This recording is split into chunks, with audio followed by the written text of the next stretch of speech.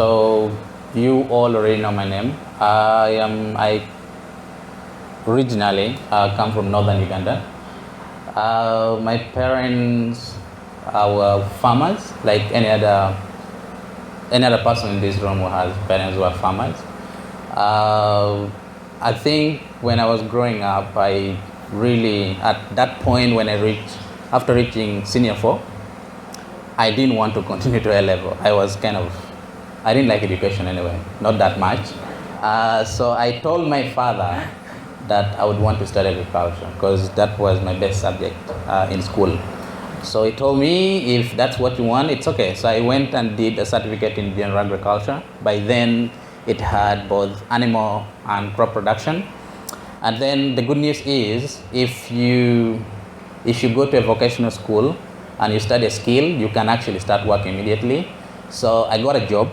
It was a field office job, more of volunteering and internship, but they were paying me, giving me lunch and some small 5,000 per week. I did that, then I went back to school. I did a diploma. Now from there, I needed to either go venture into animal production or go into crop production.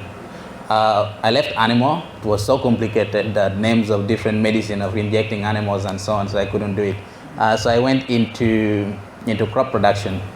And then I came out with a diploma in crop production and management. I worked a little bit again. And then I went back for a degree in agricultural science, and I was mostly in and out because I was at the same time working and studying. So that's basically my background. And then I started working with different companies. Even before, when I was doing my degree, I was working with some companies and so on. Here in Kampala, I got a job in Masindi, where I worked with a for-profit company. Then when I finished, I got a job in Jinja, where I worked for a non-profit organization. And all this, my major role was to give inputs to smaller farmers, do the training, and by then we were giving credit to farmers and develop a repayment process on those microloans. And then I got a job with USAID, and I went to Kenya, and I worked with USAID in Nairobi for about 3 months. Then I came back and I went to South Sudan. There was a job there that I did for 2 months. There was a lot of war. It was just crazy in South Sudan. And then I came back to Uganda and got a job at Makerere University, where I was working at the soybean breeding center, where we were coming out with different variety of soybean. Then in 2016, from nowhere, I just registered a gross supply, and I was like, I want to do something unique, because I've worked for quite some time and I know there are companies that make very good innovative drought-tolerant seeds, and we can get this to smaller farmers, and I want to do it through my company. So that's why I registered Agro Supply. Wow, thank you so much, Joseph. And by the way, one question is, did you always wanted to be an entrepreneur, and what was this inspiration that led you to launch Agro Supply? So did I wanted to be an entrepreneur? Definitely no. I wanted to work as any other person, wake up at 6 and go to work and come back at 5 and have someone who is a boss and so on. But along the way, I think I did a little bit of business during the vacation of senior 4, before joining agricultural college. I did a little bit of business.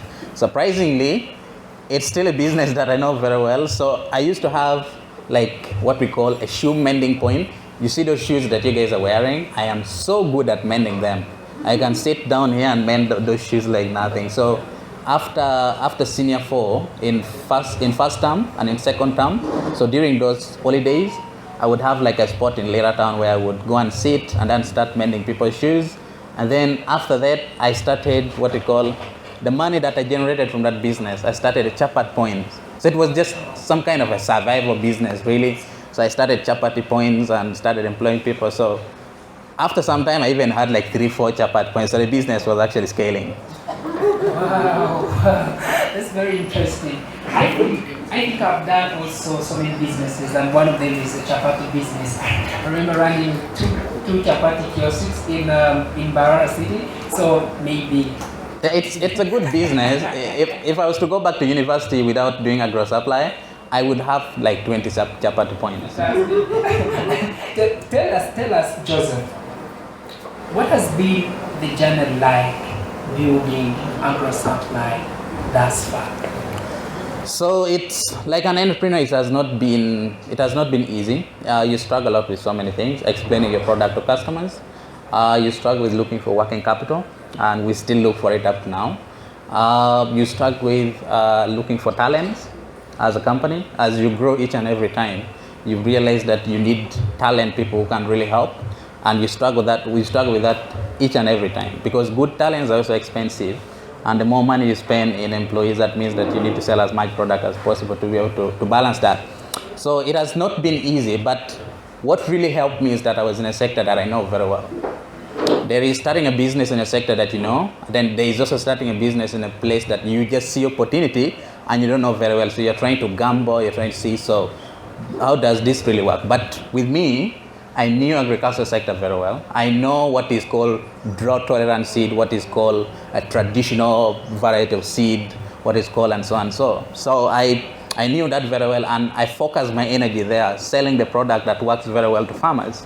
And then afterward, we started bringing the technology and other things. But I focused my energy on selling the product to the farmers. That's how we started growing from one farmer now working with over 25,000 farmers and so on. That's incredible, Joseph. And by the way, when you're speaking, about agro supply and going into a field, building a business in a sector where you really have some expertise, or you've previously worked in that sector, you're very passionate about it. Coming back to the topic of climate change, globally now the conversation around climate change is like top notch. Yeah. What's your understanding of the climate tech landscape in Uganda? Do we even understand what climate tech means anyway? I don't know if a lot of people understand. So climate change, a lot of people still feel like it's some kind of a myth. It's not true, but I can tell you it's actually really true. So when I was growing up, I told you my parents were farmers. We used to really have consistent rain in northern Uganda.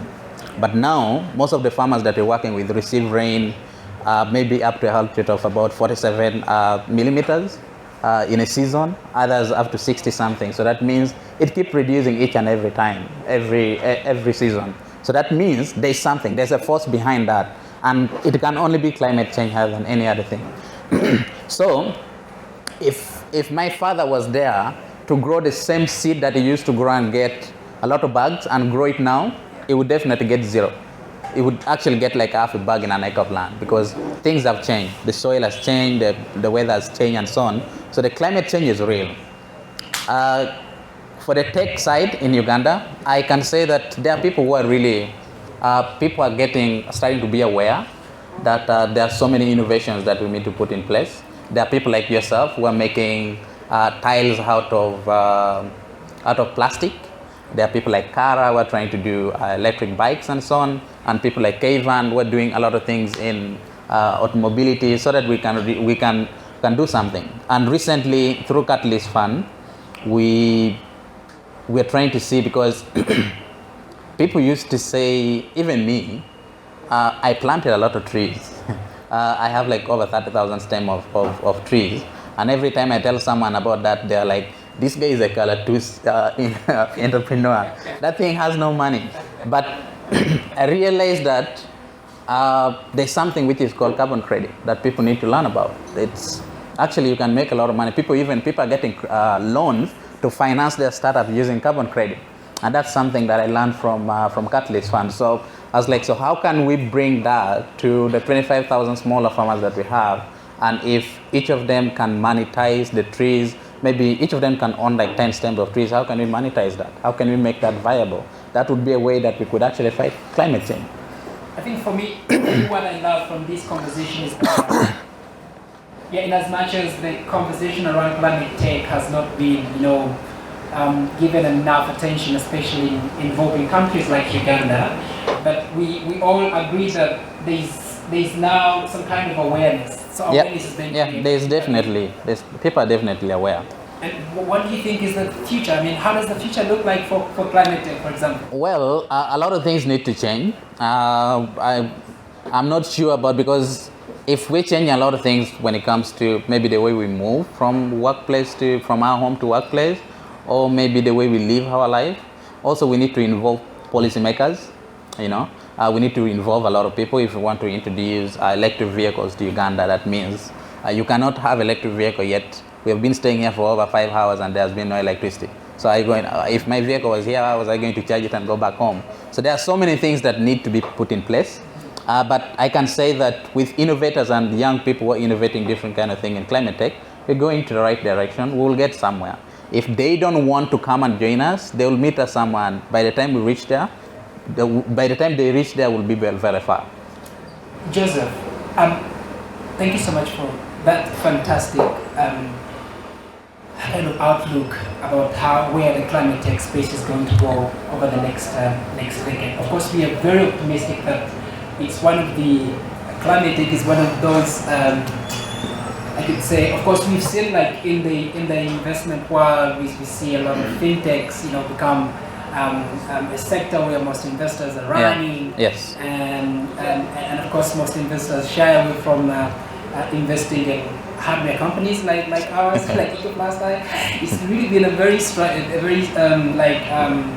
a complete struggle to raise investment, especially when we're building hardware company. Raising money is another issue. Raising money is hard. Either you're a tech company, you're a hardware. Maybe it just becomes more harder for you, but it's actually really hard for a lot of people. Exactly, and this is why I have this question to you.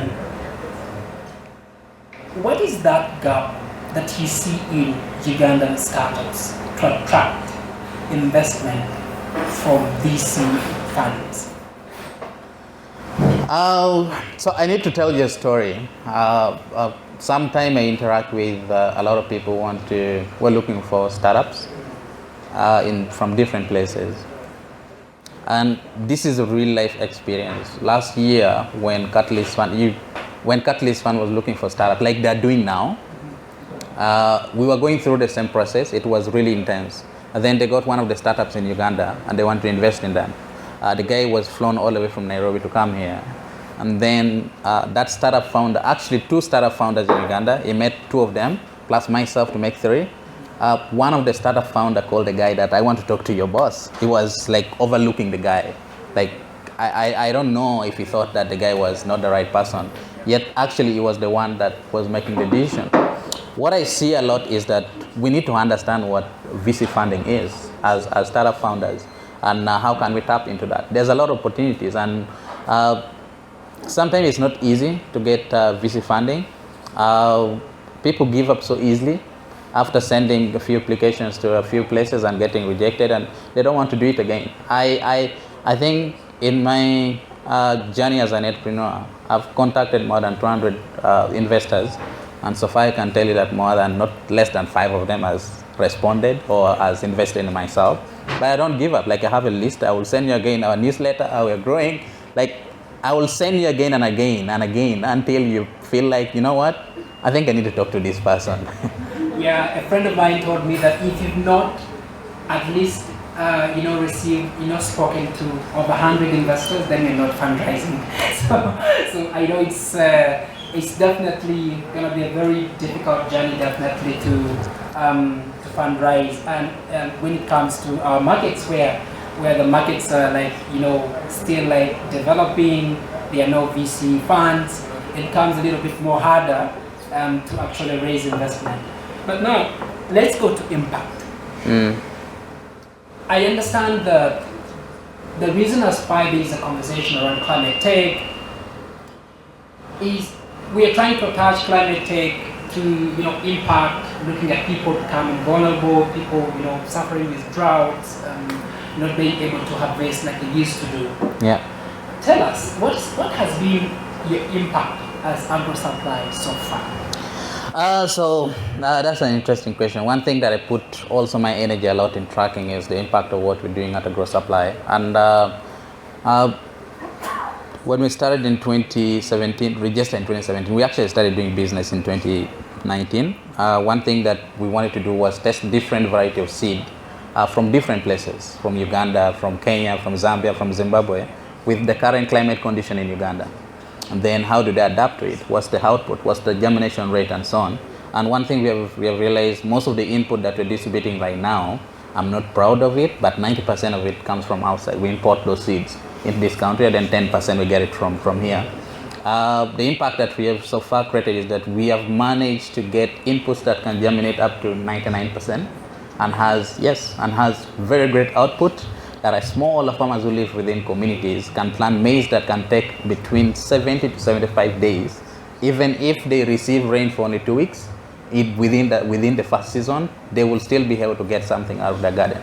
So that's some of the things that we have done out of doing different research in different inputs. We have found exactly what works for smaller farmers, and we have given to them.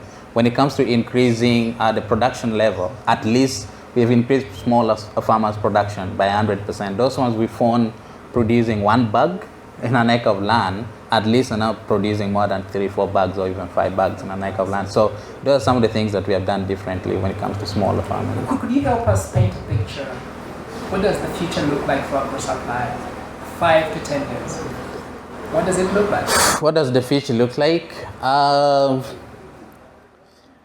I don't know. Maybe it would become a capitalistic business that doesn't care about impact at some point. But no, we'll definitely care about the impact of what we do.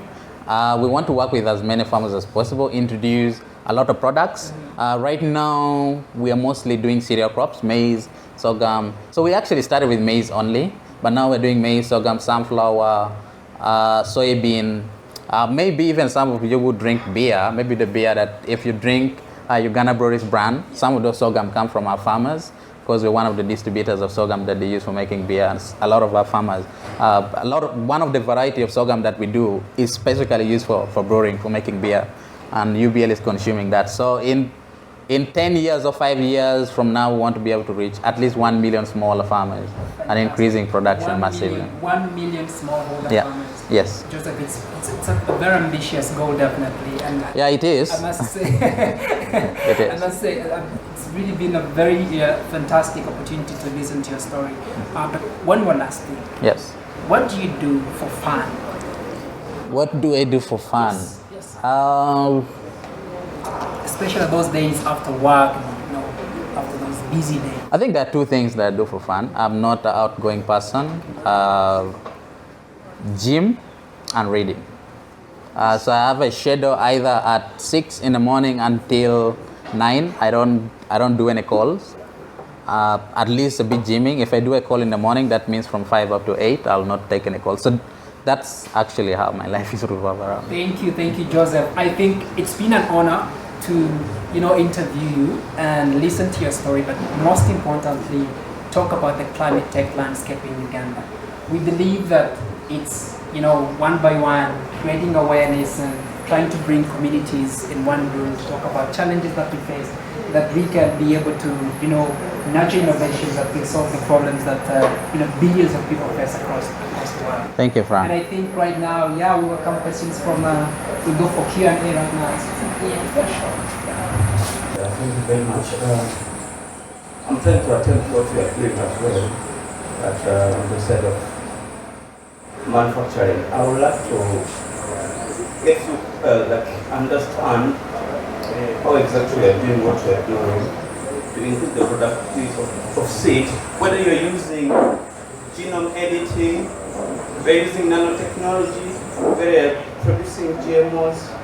What exactly are you doing to be able to increase the productivity of those seeds?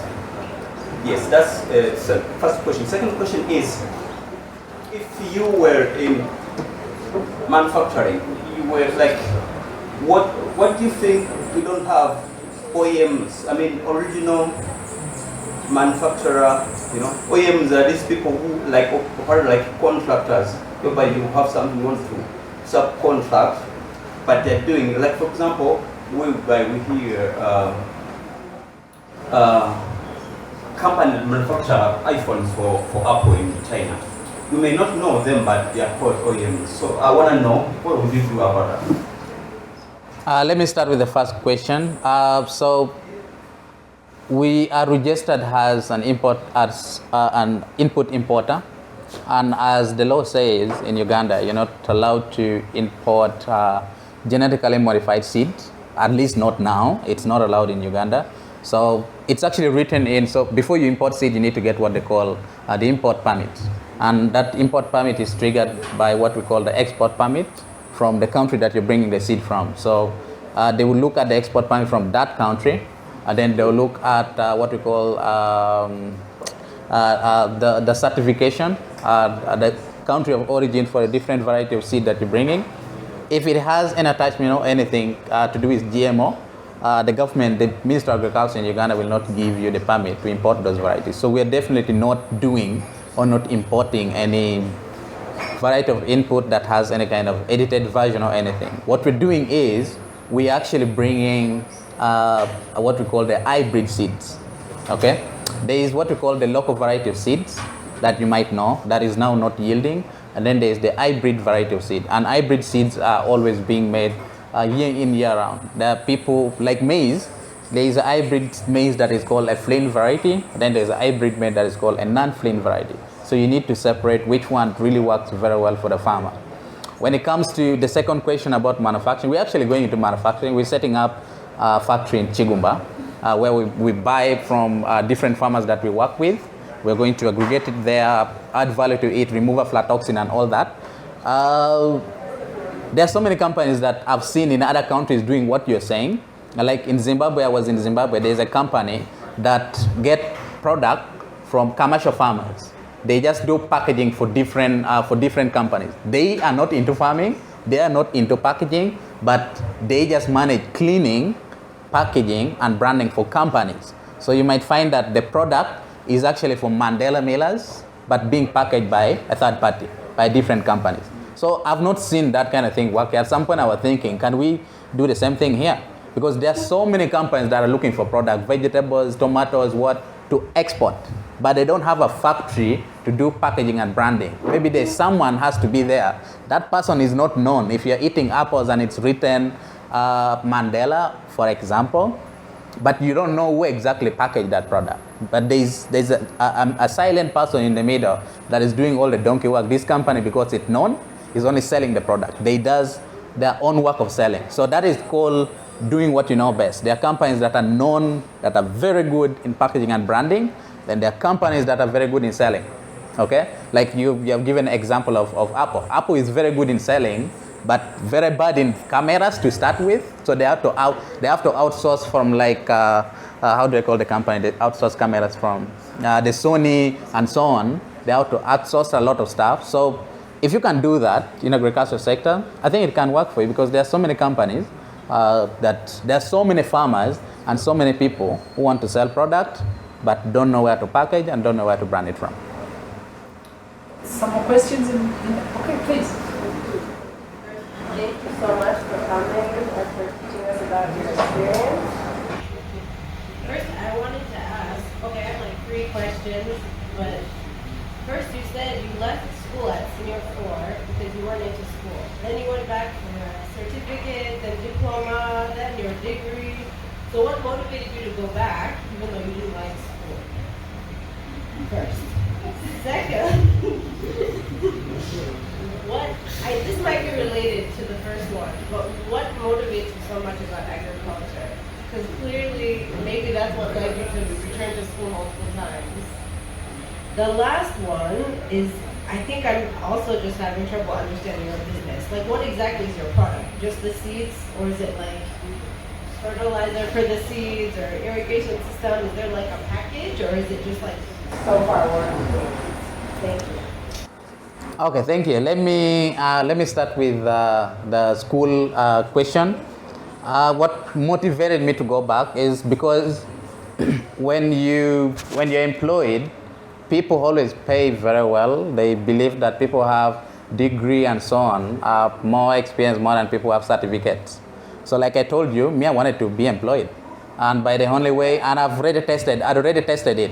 And the only way I could keep advancing and keep going up the ladder is going back to school and acquiring more knowledge. What motivated that is my experience of agriculture. I've always loved agriculture since I was young, and growing with parents who were smaller farmers, I think that's one of the reasons why I kept advancing each and every time.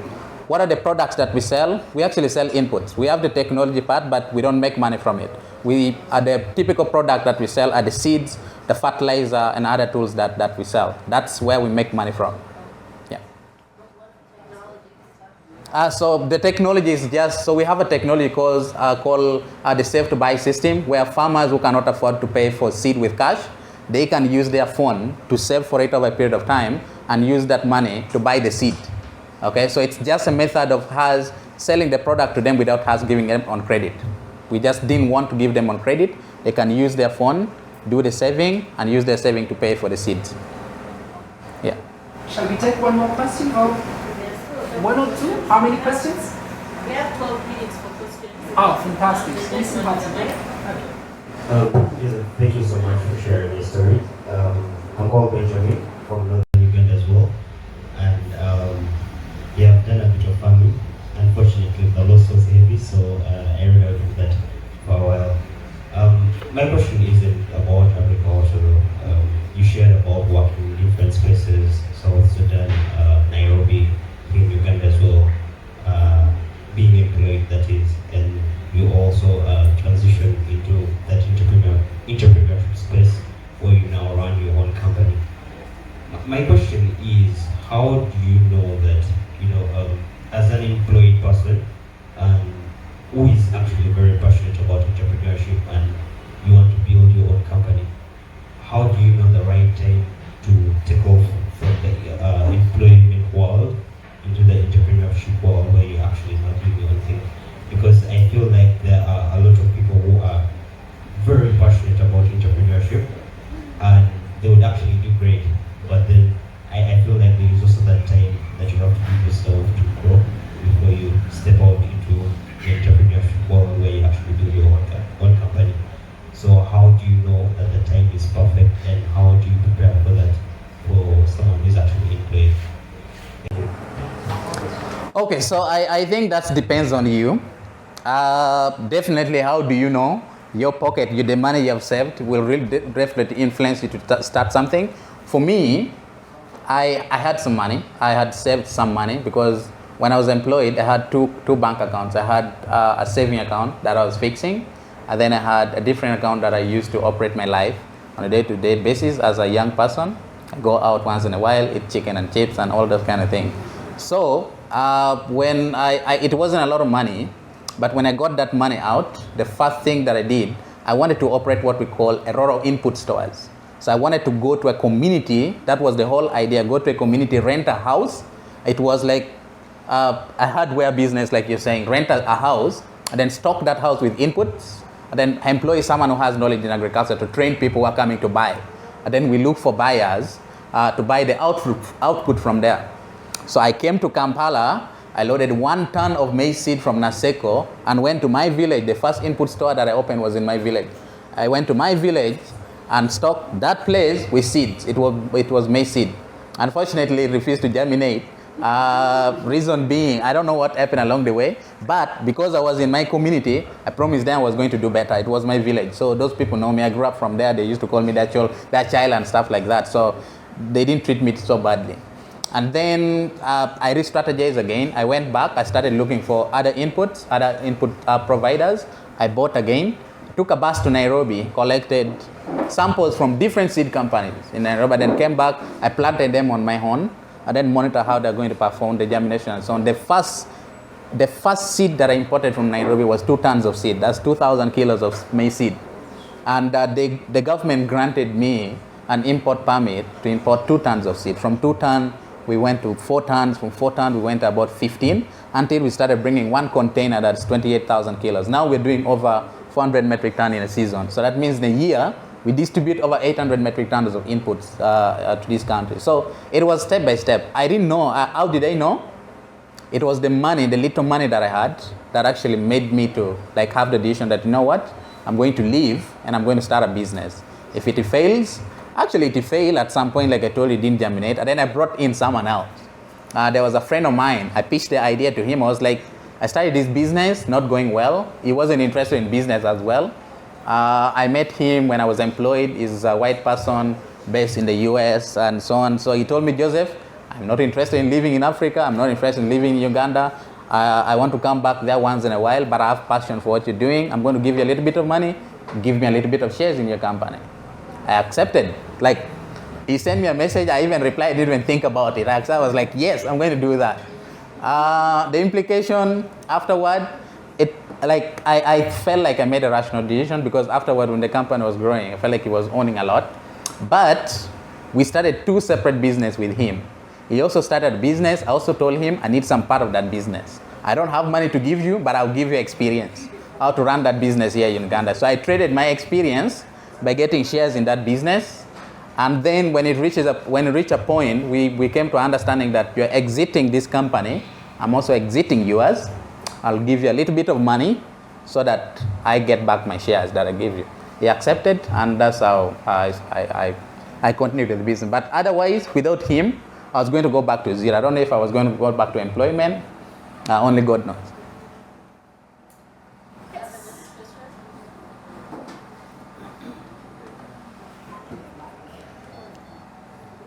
Thank you very much. My name is Kenneth Kesije. I'm the team lead and founder of Take Hub. I also want to mention that I'm leading the team that is developing startup policy. In Uganda today we validated the regulatory impact assessment, and we have a draft definition of a startup in Uganda. That was just about it. I have 2 or 3 questions or areas of discussion I want to pose to you. One is,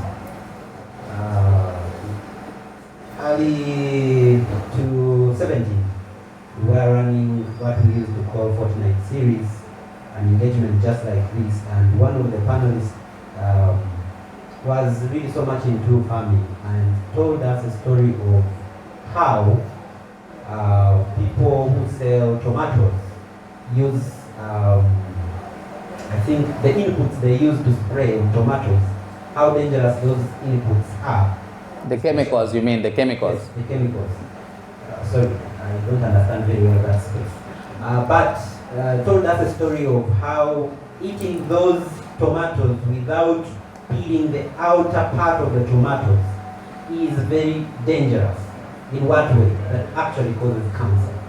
So I just want to ask you to let us understand, what is the effect of the inputs you encourage these smallholder farmers that supply us food here in Kampala actually? What are the effects of those inputs, and how are you managing those effects to protect the lives of the people? That is one. 2 is you've been into the farming space and the agricultural startup space, just like any other founder or any other entrepreneur. We know always financing or investment is the biggest challenge. Apart from that challenge, what is the next challenge you have encountered? Like that other biggest challenge you've encountered, and how have you managed to surpass it or go past it? My third one, and I think this one I want to refer to my phone, is I want to read to you the draft definition of a startup in Uganda that we have had in the rear, and then ask you as a succeeding entrepreneur and founder, what are some of the things you think might be missing in this definition, so that as someone who is representing startups and a startup in Uganda, maybe I could go back and make sure that some of those things are captured. And this is the draft definition of the startup in Uganda. I'm sorry for taking long the tip, but let me just read this to you. So a startup in Uganda is defined as an entity of 12 months old and applies innovation or technology to develop a disruptive process, product, in bracket development, or service that is scalable or has growth potential to commercialize and meet the following criteria. A temporary management structure spends at least 30% of its budget in research and development, is at least 25 percent Ugandan owned and is locally incorporated in Uganda. What are some of the missing pieces you think that definition has from your experience? I don't know whether you should repeat the definition. No, I think I get it clearly, Okay. and the fact that there are two founders here, Frank will also help me. But let me answer. Let me start with your first two questions. One, I think it is really wrong that people term everything that agricultural or chemical and everything. They scare people that what is give you cancer. Anything nowadays, people tell you this give you cancer, this give you cancer. I feel like it's wrong because it has no scientific basis. Okay, there are a lot of chemicals that people use to spray and keep pests out of different crops that farmers grow. Me, actually, when I go to the field, and I go to the field most of the time, I just go to the garden, pick that fruit and doesn't even wash it. I just do like this and start eating, and I'm telling you, I don't have cancer. Yet I know we work with those farmers. So the only disadvantage that I found was when we started, we were also doing chemicals. And then we pivoted into doing organic farming. Reason being, there was one farmer that we're working with in somewhere very close to Karamoja that was also a bee farm. So we supplied that farmer with a chemical that was used to spray armyworm from maize. And then the next season, his bee production reduced by 70%. Okay, that means that there was something wrong. It had nothing to do with human being, but the chemical was killing the bees. Okay, it wasn't killing human being.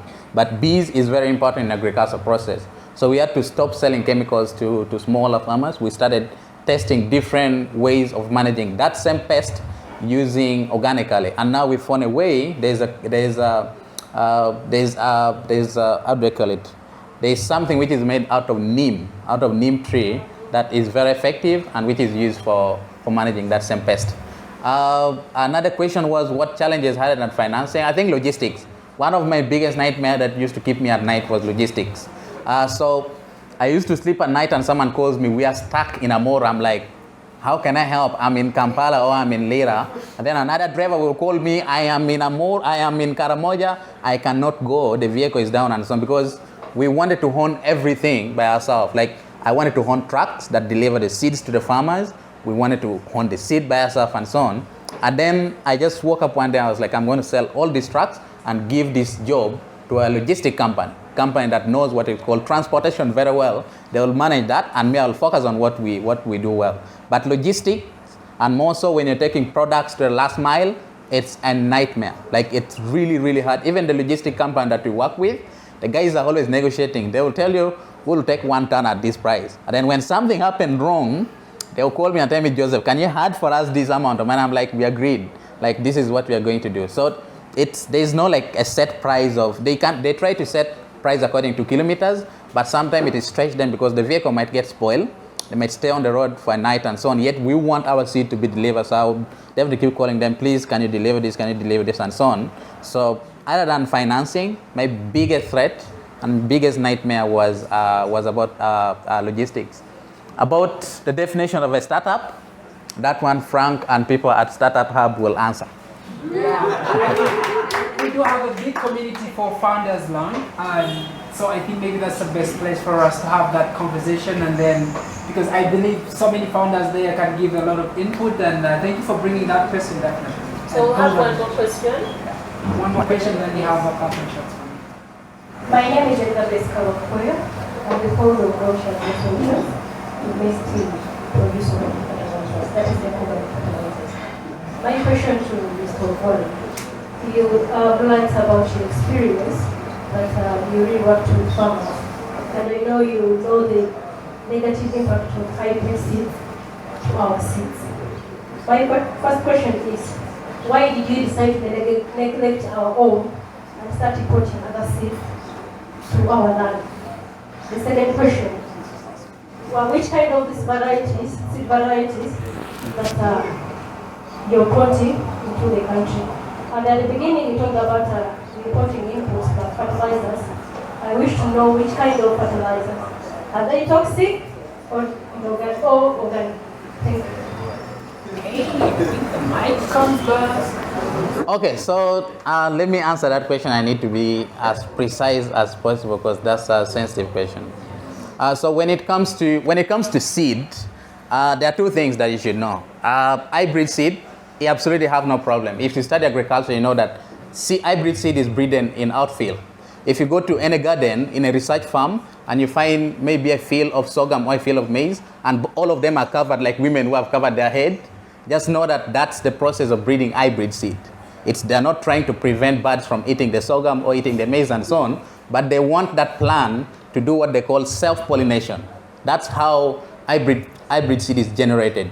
Now, when it comes to registering, for us, we are an input distributor. Now, there are seed companies that produce these seeds. What they need to do, they need to work with Ministry of Agriculture in Uganda.